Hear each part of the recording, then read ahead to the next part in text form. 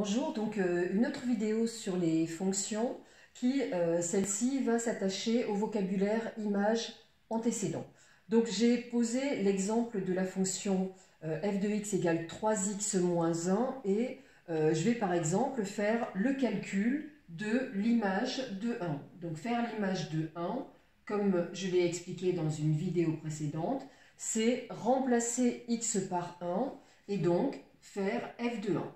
Donc si je remplace x par 1 ici, le x et le x étant le même, ça donne donc 3 fois 1 moins 1, ce qui fait 3 fois 1, 3, 3 moins 1, et qui donne 2.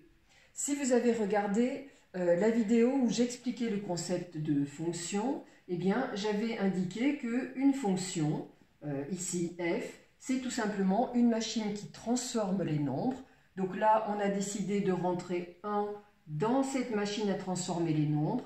Et lorsque 1 a subi la transformation, donc la transformation qui était indiquée par cette formule, eh bien, il est ressorti de la machine le nombre 2. Voilà. Et puis là, je vais fixer le vocabulaire image antécédent. Quand on suit ce trajet-là, c'est-à-dire quand on rentre 1 dans la machine, qu'on fait le calcul et qu'on va donner le résultat, eh bien ici, on dit qu'on est en train de faire une recherche d'image. On recherche l'image. Donc l'image, on conçoit bien qu'il n'y en aura qu'une seule, parce que si je rentre un nombre et je fais un calcul, il ne peut pas avoir deux résultats. Contrairement, quand je suis ici, c'est-à-dire quand j'ai le résultat et que je vais chercher quel nombre il a fallu que je rentre dans la machine pour obtenir ce résultat, je suis dans ce qu'on appelle une recherche d'antécédent. Antécédent, c'est ce qu'il y a avant. Et donc en fait, c'est ce que j'ai dû rentrer dans la machine à transformer les nombres pour que cette machine me donne le résultat 2. Donc en fait, image et antécédent, c'est aller dans un sens et revenir en arrière. Donc ici, au niveau des phrases, quand j'obtiens f de 1 égale 2, eh bien je vais dire que l'image de 1 est 2. Et si je veux utiliser le vocabulaire antécédent, eh bien je vais dire que 2 a pour antécédent 1, ou que 1 est un antécédent de 2. Voilà, tout dépend si j'utilise l'auxiliaire avoir ou l'auxiliaire être. Je vais faire un autre exemple de calcul et rien ne m'empêche d'éclairer par ce petit schéma-là à chaque fois. Je vais par exemple dire, tiens, je vais aller rechercher l'image de 4. Donc, image de 4. Qu'est-ce que je fais? Donc, je fais f de 4, image de 4. Donc, si je mets en évidence la machine à transformer les nombres, ça veut dire qu'on est en train de rentrer 4 dans cette machine. 4 va subir une transformation et l'image de 4, c'est ce qu'on attend ici. Donc, f de 4, eh bien, hop, x a été remplacé par 4.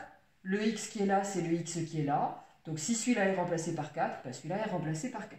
Donc 3 fois 4 moins 1, 3 fois 4, 12, 12 moins 1, ça donne 11. Voilà, et donc ici, je vais venir mettre 11. Et si je veux mettre du vocabulaire là-dedans, eh bien, quand je vais dans ce sens-là, donc 4 a pour image 11, si je veux utiliser le verbe être ou 11 et l'image de 4. Et quand je vais aller dans l'autre sens, ici, eh bien, je vais dire que 4 est un antécédent de de 11, ou encore que 11 a pour antécédent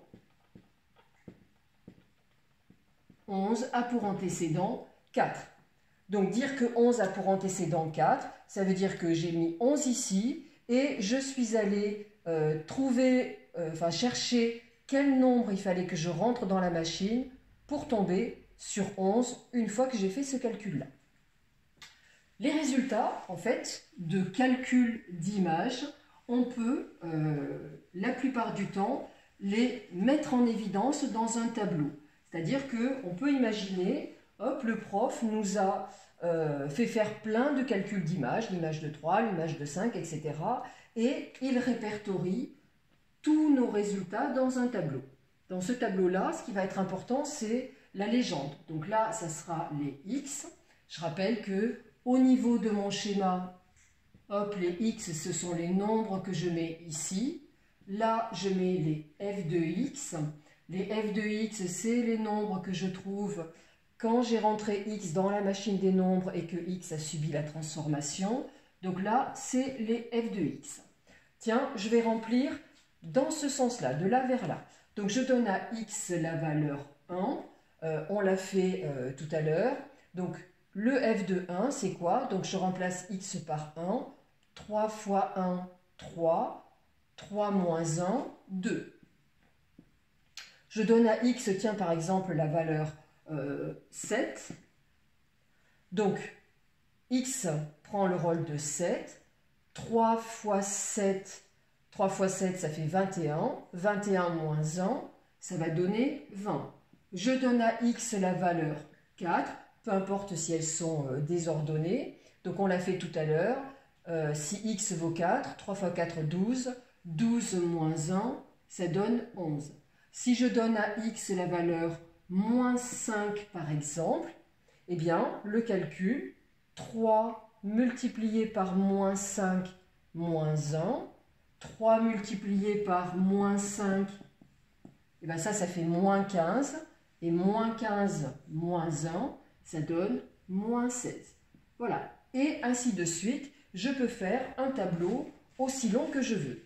Voilà. Et ce qui va arriver des fois, c'est que le professeur me présente, peut-être même pas la fonction, et me dise, bah tiens, voilà, on a une fonction et son tableau de valeurs.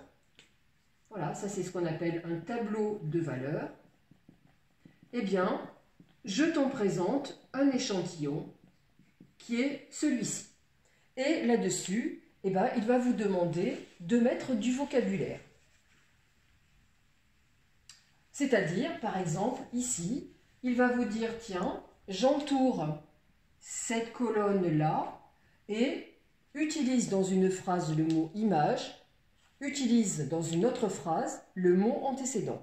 Alors, ce que je vais vous conseiller, c'est, dans ces cas-là, de faire sur votre brouillon un petit schéma, de vous demander, ben, c'est qui qu'on a rentré dans la machine à transformer les nombres.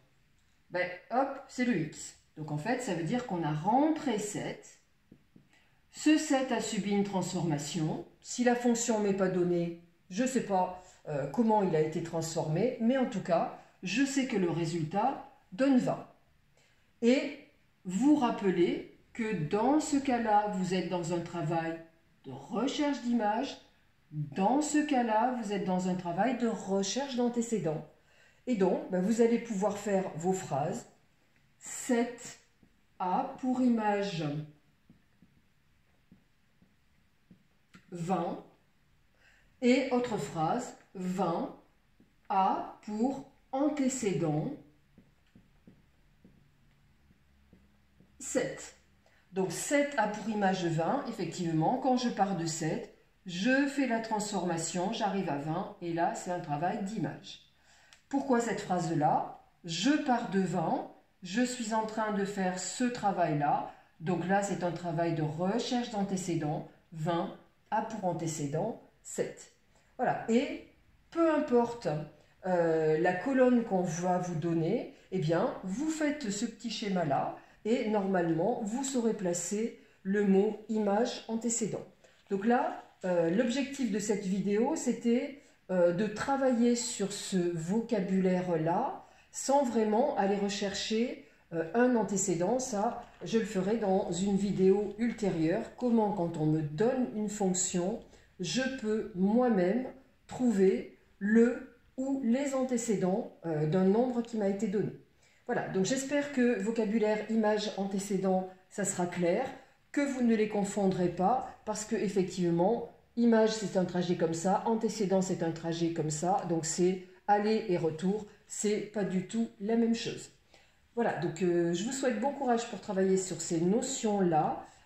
Voilà, regardez la vidéo autant de temps que vous le voulez, et si elle vous a aidé, eh ben, mettez-moi un petit like, ça me fera plaisir. Bonne journée!